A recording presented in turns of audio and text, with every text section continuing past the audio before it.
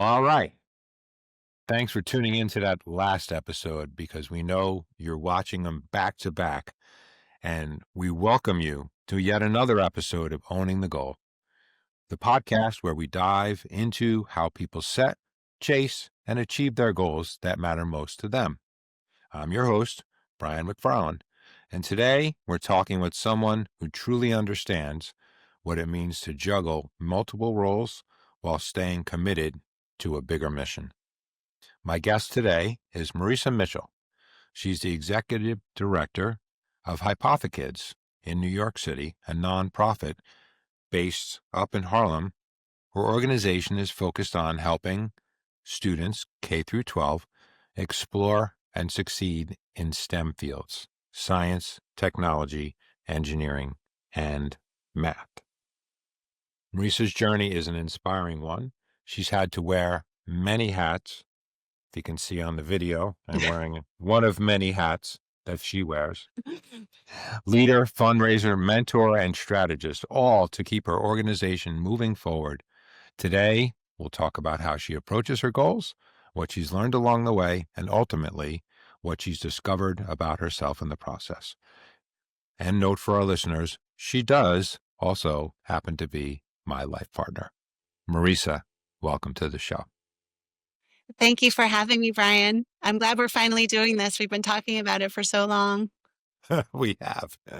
We have. So, again, thank you for the time of being here. So, start us off, Marisa. I'd love to know really about your background and what you led into the journey of nonprofit work. Sure. I felt like I was destined for nonprofit work from a very young age. I used to pretend when I was a little girl that I ran an orphanage and I would rescue my baby dolls who were left out in the cold outside my bedroom door. I grew up in a household of relative advantage, and I always felt that it was important to help people out who didn't have those same advantages to even the playing field in the world. And my parents were also a big influence. They were very involved in their church, and I used to accompany them to soup kitchens. So, in a sense, it was in my blood. And I went to the University of Chicago and studied sociology so that I could help sort of address social inequities and challenges. And my first job was at a think tank at the university evaluating child welfare, child abuse prevention programs. And I worked for many years in uh, welfare and education research think tanks um, until I decided I didn't want to be behind a computer anymore working with data. I wanted to work with people face to face. So after I had my first baby, I decided to get my master's in social work.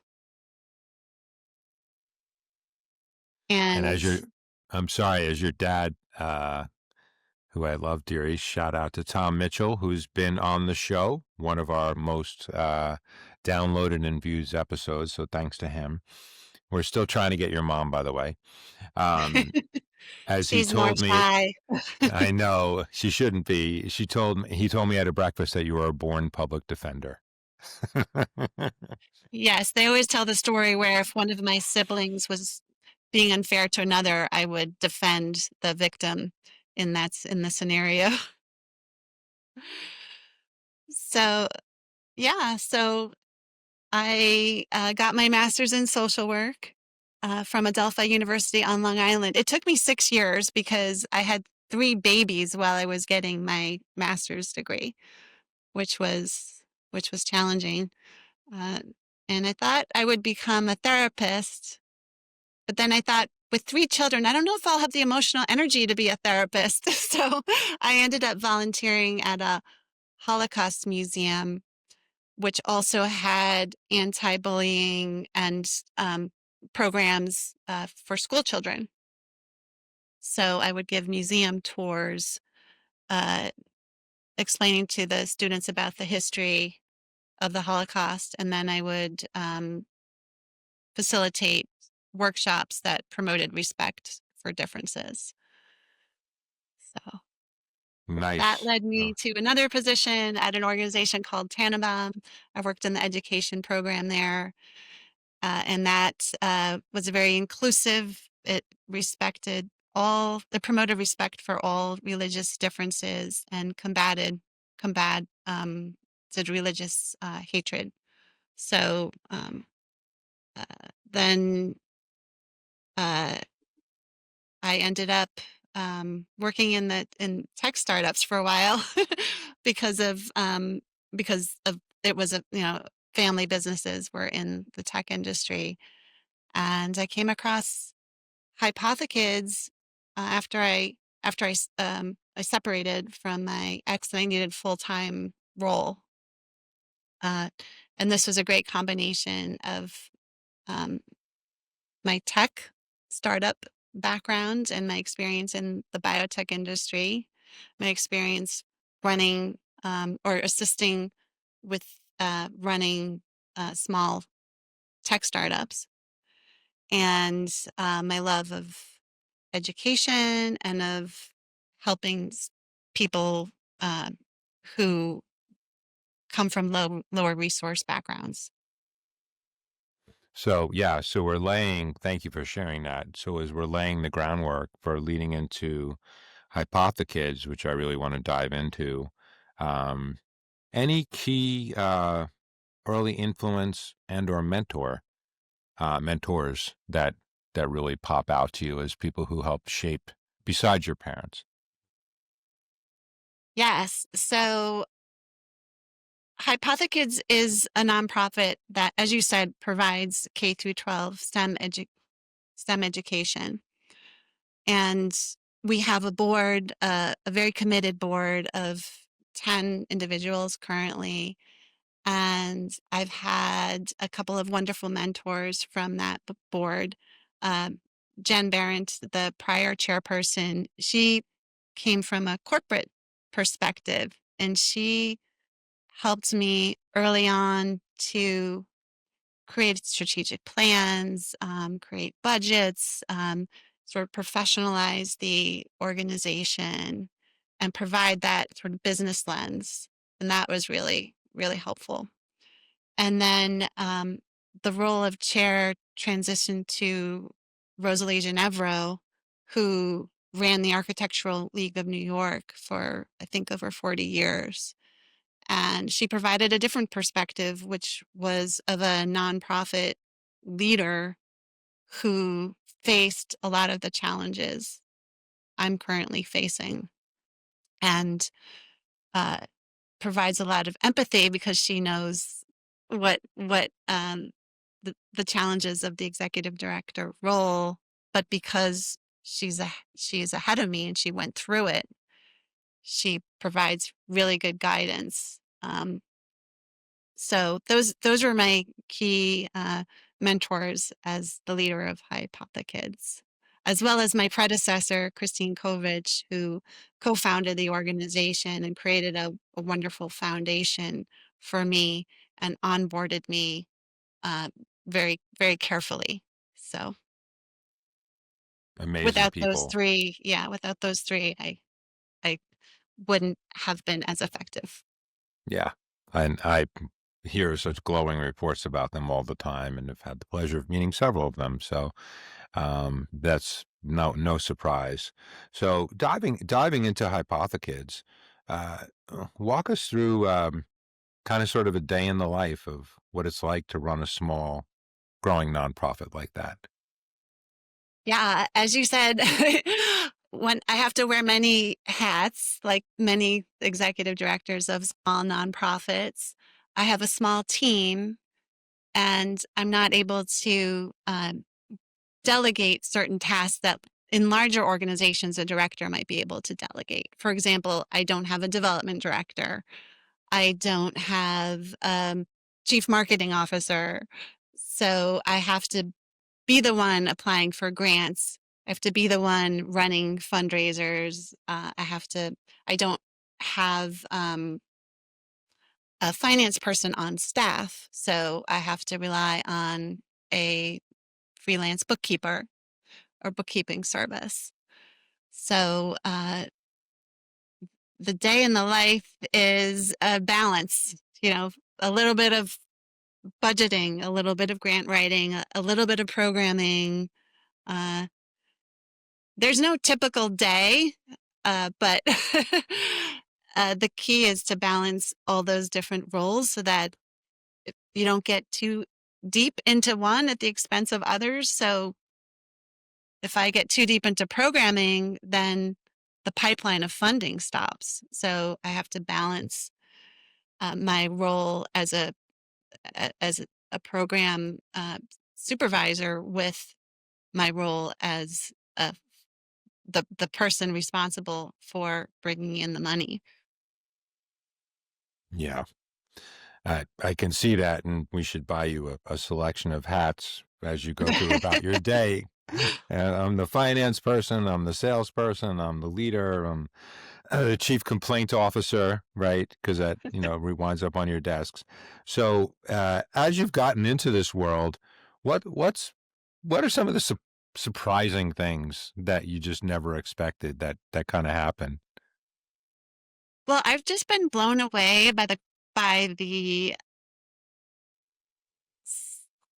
quality of our students. We recruit from all 5 boroughs. As I said, we recruit students from low resource backgrounds who could most benefit from free opportunities in STEAM. We train them, we place them in internships, mostly at research labs at Columbia University and Weill Cornell Medicine. And every year I'm just blown away by how professional these students are for their age.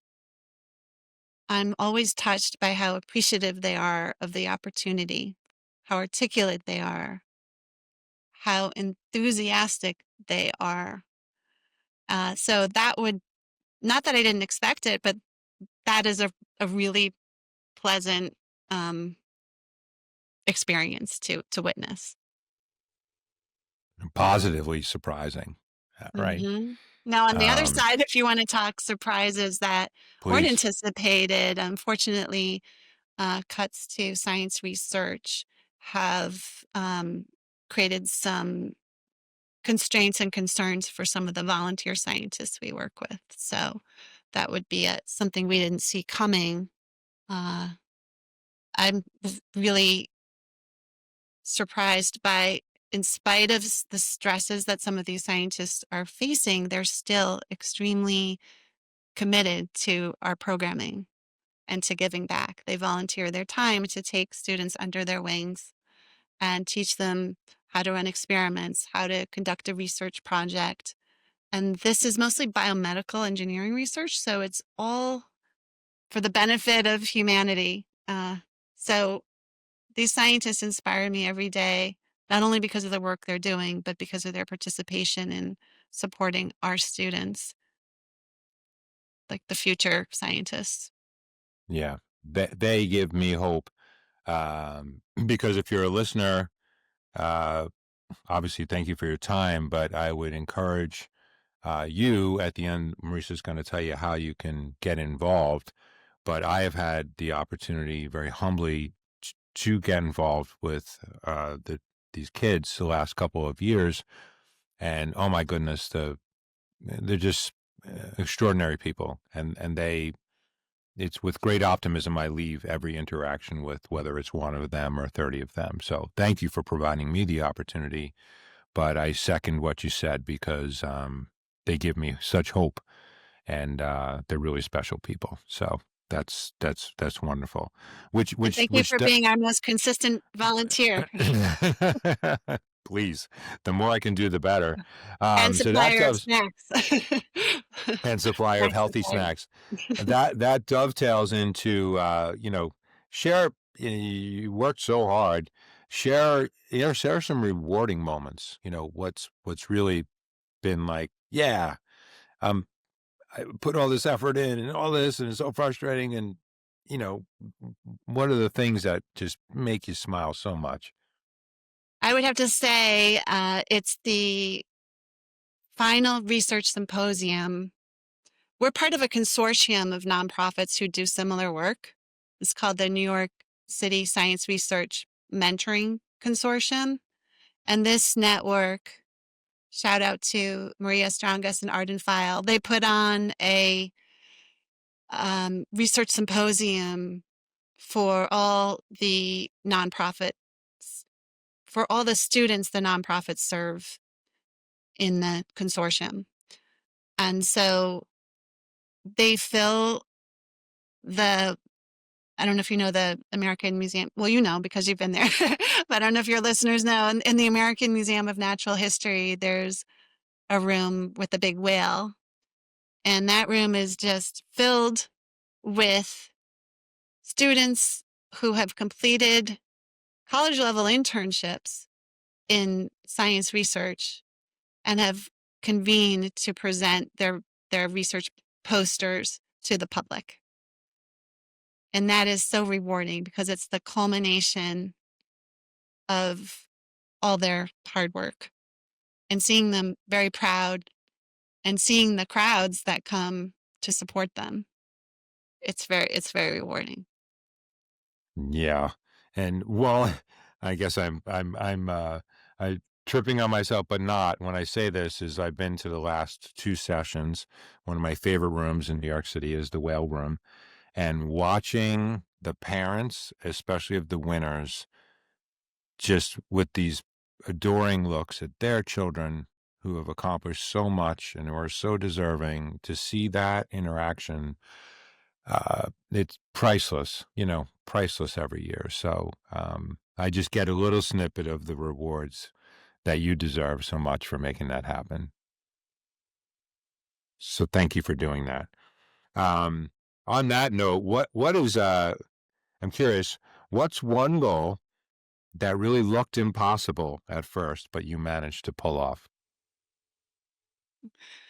Well, that goes back to last year for various reasons. Part of them my fault, part of them not. My team basically disintegrated. And I had this crisis of confidence, and I had to kind of pull off the supervision of 40 internships and poster creation for this symposium. And I remember hitting bottom when I I lost some key team members and had to kind of carry the football into the goal myself. And there was a lot of hustle and a lot of stress, but I was able to pull that off. And then it was followed shortly by our 10th anniversary gala, our very first gala, but it was a big deal. And so it was daunting because again, I had the board support from the board. I didn't have a new team in place yet. So that was a goal. I was uh, worried I wouldn't meet, and with some grit, we pulled it off, and it was a success, and it raised money, and it attracted important people from Colombia and other partners and funders. So fortunately, I Sure. don't have to do that myself this year because I have an amazing team in place that's uh, that's very supportive, reliable, and bright. And the poster session this year was a lot less stressful. Yeah, you were effortless when you did it, and you always, regardless of the stress that's involved, you always do things with just a giant smile on your face, and you wouldn't know what's going on behind the scenes. So kudos to you. And when we get to the end, we'll tell people how they can attend this year's A fiesta fundraiser. or Well, the we're fundraiser. calling it a fundraiser because it's more about for people who want to learn more about the organization. It's on October 22nd. But I'll give our website at the end, and you can learn about it by signing up for our newsletter. Sure. And or volunteering. Because we always love to give some practical tips to our listeners about how you're educating, how you're accelerating along the path of what you're doing. What sort of tools or habits have you found or discovered or employed to kind of get this all done? Sure. Well, I believe a nonprofit should be approached like a business in many ways. So when I came on, I wanted to centralize all our data in a user-friendly format. So I signed up for Monday.com, which is a intuitive and quite popular project management software. So that's been an amazing tool because we're nothing without our relationships. And we have so many stakeholders. We have so many different types of stakeholders. We have our program alumni. We have our the after school programs we serve. We provide them with STEAM kits, hands-on STEAM kits and curricula. Um, we have the internship hosts and the mentors who are graduate students in STEAM fields. We have donors and funders and supporters. So we need a central location to keep track of all these relationships and also to store any progress on the relationships. Anytime we have a meeting, we put notes in it.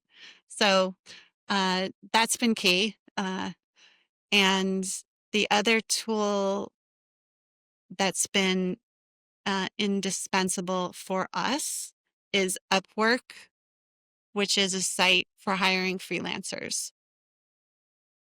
As a small nonprofit, just like a small startup, you are constantly trying to save money. And one of the ways is by hiring freelancers who could work limited hours and who you don't have to take onto your payroll. So Upwork makes it really easy to recruit and pay freelancers. Right now, I have an amazing um, digital communications manager. We share, um, and admin coordinator I hired through Upwork. So those are the two key tools for me. Yes, and those have helped me as well. And I will give out a shout out for both of us to Dylan Costa, who, truth be told, is the designer of lots of the Owning the Your Goal logo, materials. yeah. And I thank you so much for introducing me to him because he's amazing. So I'm gonna as we're closing up on our time here, I want to ask you two really important questions, and we'll start with one. What what have you learned about yourself during this process of growth? I have to think about that for a little bit. I learned that there are certain things I don't like doing that it's better to outsource, like bookkeeping. Uh, um, and I realized I kept putting off the bookkeeping, and it was kind of getting backed up, and then I was feeling guilty about it, and then my chair Rosalie said, "Why don't you hire a bookkeeper?" and I did, and it's been great because I've learned that it's best to delegate tasks that I don't like as much and spend more time on those tasks that where I'm naturally motivated. Um, so that would be one major learning. Um, I also learned that needed to scale back my ambition a little bit.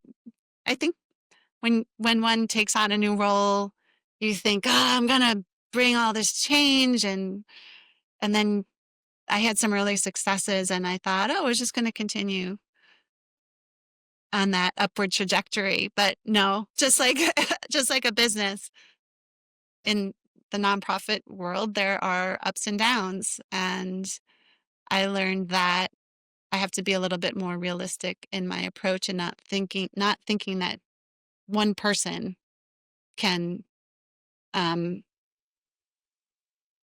transform entirely an organization without the supports and in place uh, of others, and No, that there are unforeseeable circumstances like the funding cuts that you have to not blame yourself, you know, sometimes when you don't achieve your goals because it's circumstances beyond your control.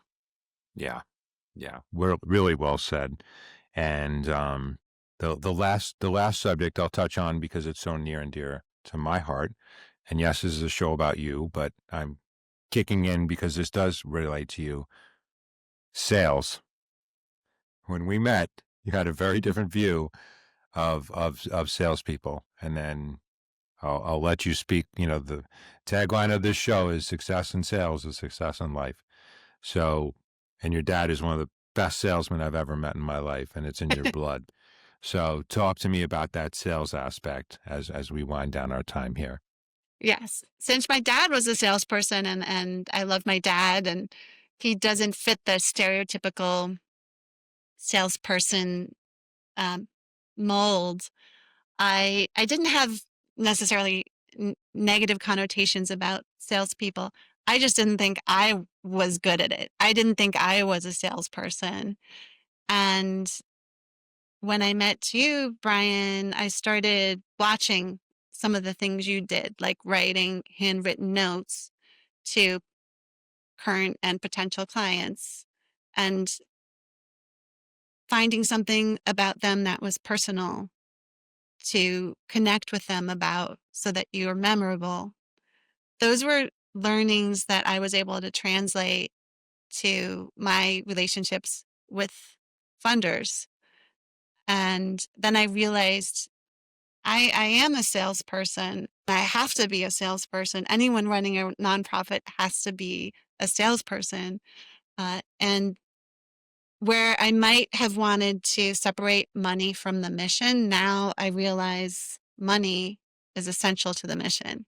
And there's no shame in asking for money because I'm proud of our mission. I'm proud of what we accomplish and the students we serve. So um, I'm going forth boldly and asking for for support, for financial support. So thank you That's for being a good role model when it comes to uh, how to connect with people you from whom you need financial support. well, you're more than welcome. You've given me so much, so it's easy, and you are a natural born seller in the most authentic way.